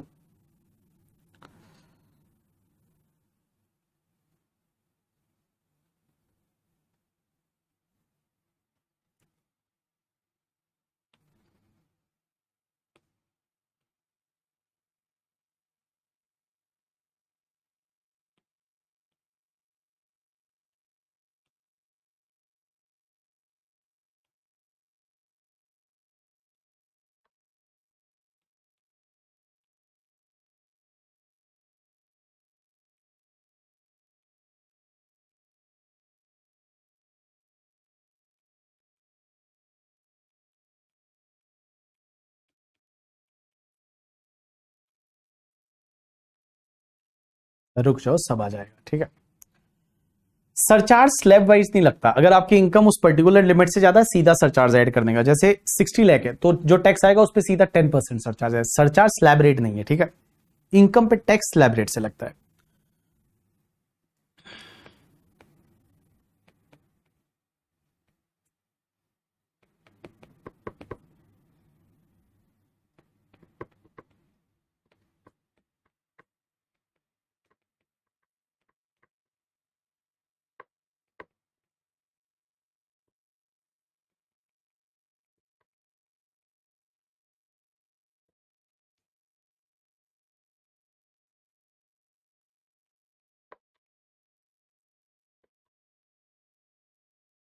चलो अब इधर देखो, सब लोग इधर देखो, सब कुछ भी नोट नहीं करना, सब मैंने नोट करके दे रखा है, आपको नोट नहीं करना है। आप इधर ध्यान दीजिए, देखिए सब लोग इधर देखो। मुझे एक बात बताओ, मैंने एक कॉलम में लूंगा special income. Special income means ये चार इनकम। चार इनकम कौन कौन सी? LTCG 112 A, LTCG 112, STCG 111 and dividend. तो ये स्पेशल इनकम मींस आपका, स्पेशल इनकम मींस या तो आपका लॉन्ग टर्म कैपिटल गेन 112 वाला है, 112A वाला है, 111A वाला है, या डिविडेंड का इनकम।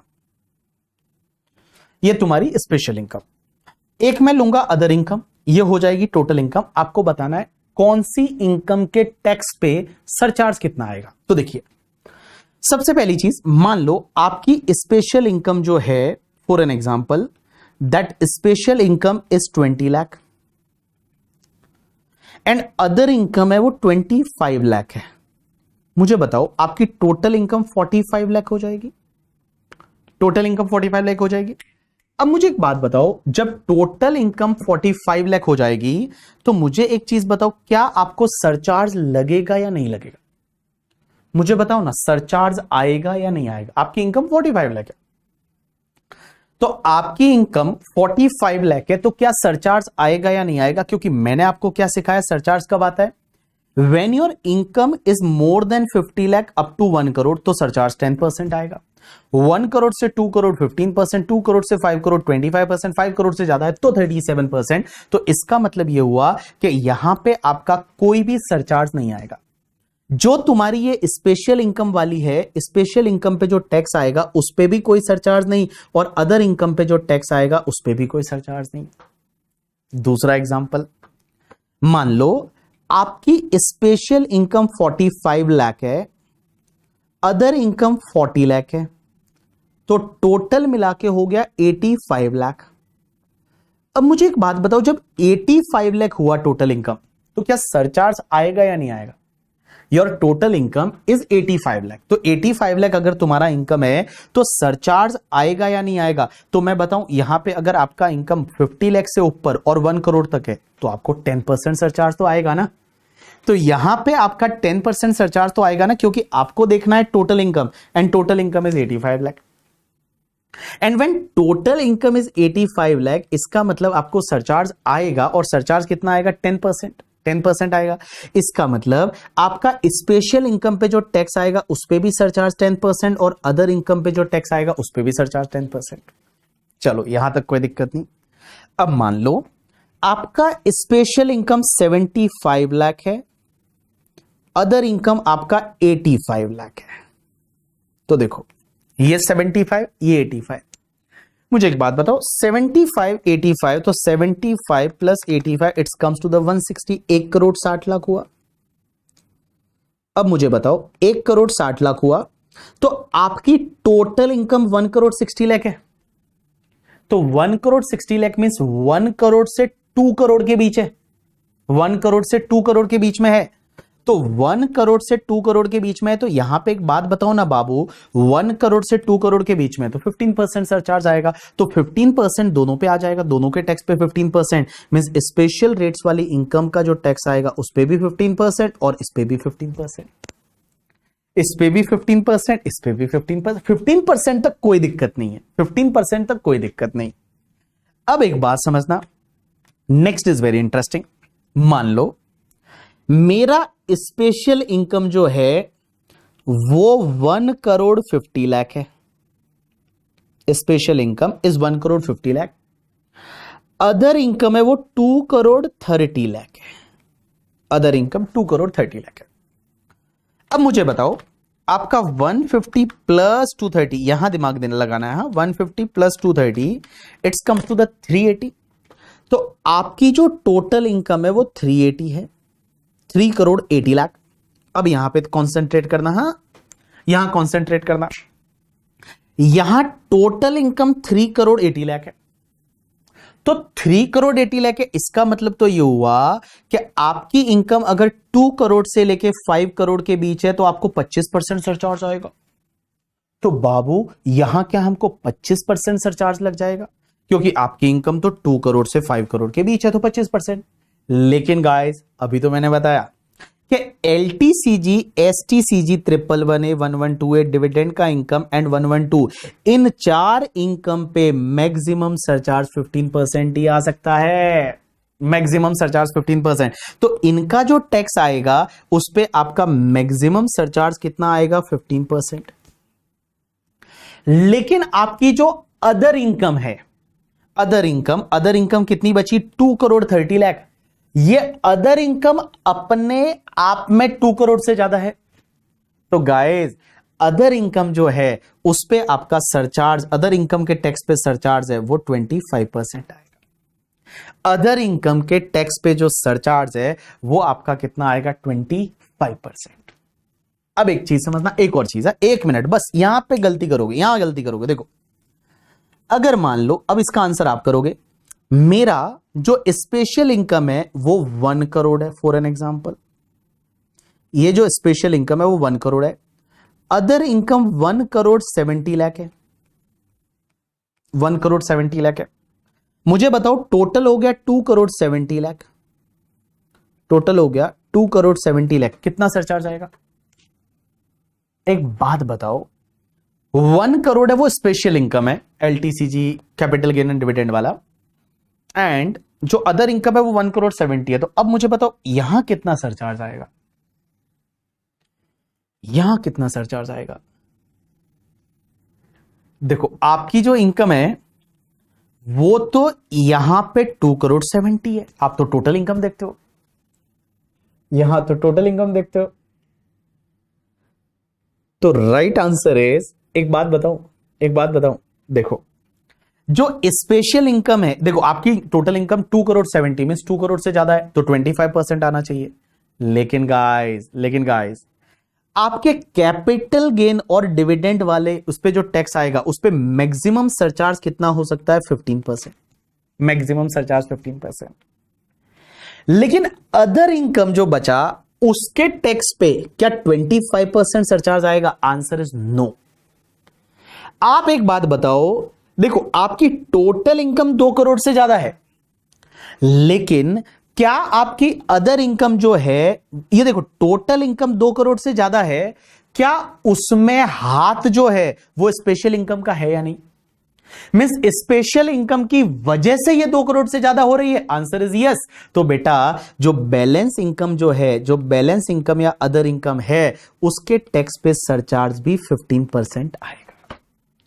यहां 25% नहीं आएगा। 25% कब आता? कि अगर ये अदर इनकम अपने आप में 2 करोड़ से ज्यादा होती तो यहां 25% आता, बट अदर इनकम अपने आप में 2 करोड़ से ज्यादा नहीं है, तो उस पर्टिकुलर केस में आपका 15% ही सरचार्ज आएगा। 1,70,00,000 के टैक्स पे भी आपका 15% की रेट से ही सरचार्ज आएगा। समझा कि नहीं समझा? एक वापस बोल रहा हूं, एक और चीज समझना, अब देखो इंटरेस्टिंग है।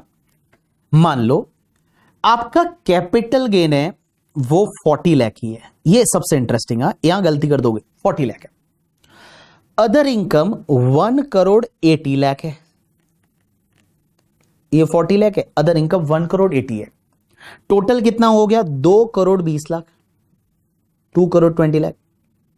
अब एक बात बताओ, 2,20,00,000। अब आप एक बात बताओ, आपको देखो सबसे पहले है ना, आपको टोटल इनकम देखना है। सबसे पहले आपको टोटल इनकम देखना है। टोटल इनकम कितना है? तो टोटल इनकम 2 करोड़ से ज्यादा है, तो 2 करोड़ से ज्यादा है तो 25% आना चाहिए, लेकिन कैपिटल गेन जो होगा उस पे जो टैक्स आएगा उस पे सरचार्ज मैक्सिमम कितना लग सकता है 15%, तो यहां 15% लो।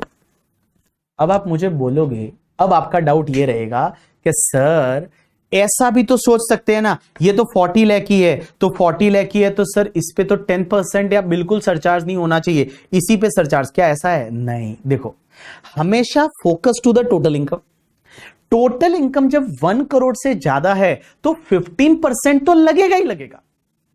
टोटल इनकम जो है वो 1 करोड़ से ज्यादा है तो 15% सरचार्ज तो आएगा ही आएगा। आपको यह चेक करना है कि 25%, 37% आएगा या नहीं आएगा। मींस देखो, when your total income is more than 1 crore, जब आपका टोटल इनकम 1 करोड़ से ज्यादा है तो 15% तो आएगा ही आएगा। 15% तो आपका आएगा ही आएगा। आपको यह देखना है 25% आएगा या नहीं आएगा, तो 15% यहां आ गया। अब एक बात बताओ, यहां पे आपका 2 करोड़ से ज्यादा है, 25% आना चाहिए, बट क्या बैलेंस इनकम अपने आप में 2 करोड़ से ज्यादा है क्या? नहीं, बैलेंस इनकम अपने आप में 2 करोड़ से ज्यादा नहीं है। तो यहां पे बेटा, यहां पे सरचार्ज आपका 15% आएगा।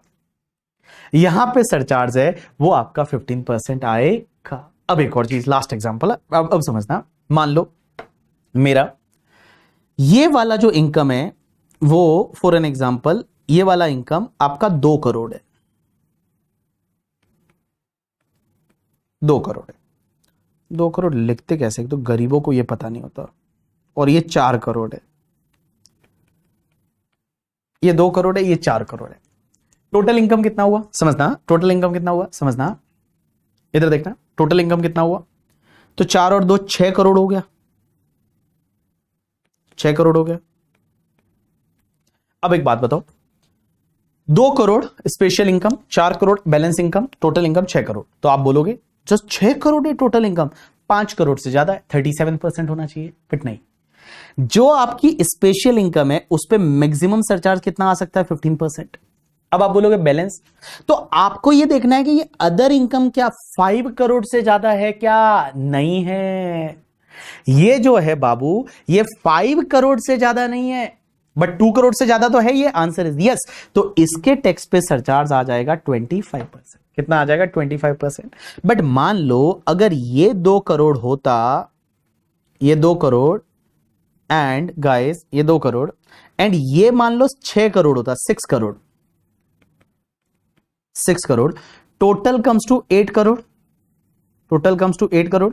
तो एक बात बताओ, यहां 8 करोड़, तो पहले वाले पे 15%, दूसरा वाला जो है, अब वो अपने आप में ये जो इनकम है, क्या ये 5 करोड़ से ज्यादा है? Answer is yes. तो यहां पे आपका कितना आ जाएगा? 37% सरचार्ज आएगा, tax on the balance income. तो देखो, स्पेशल इनकम के टैक्स पे मैक्सिमम 15%, बैलेंस इनकम अपने आप में 5 करोड़ से ज्यादा है तो 37%। अब एक और चीज समझना, एक और चीज समझना, लास्ट एग्जांपल। मान लो आपका कैपिटल गेन है, वो कैपिटल गेन 1 करोड़ 80 लाख है। Special income is 1 crore 80 lakh, 1 crore 80 lakh is special income. Balance income is 45 lakh.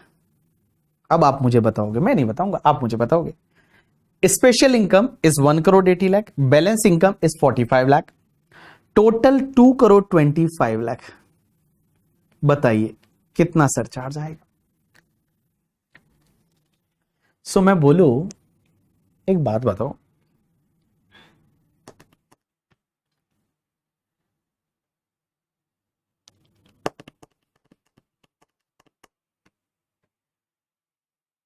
चलो, किसी ने बोला 15% एंड 0%, किसी ने बोला दोनों पे 15%। सो क्या यहां पे 15% एंड 0% आएगा या 15% एंड 15% आएगा?